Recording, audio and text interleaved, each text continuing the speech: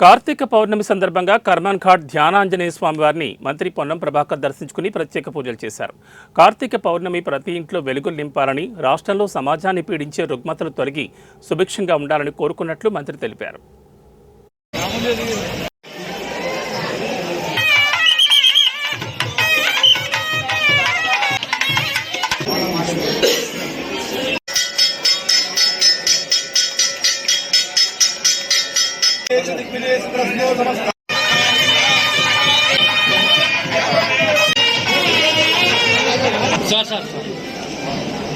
మీ హోదాలలో రుగ్మతలను అసమానతలను తొలగించి అందరూ కూడా బాగుండే విధంగా దీపం వెలిగించి ప్రార్థించుకోవాలని కోరుతాను.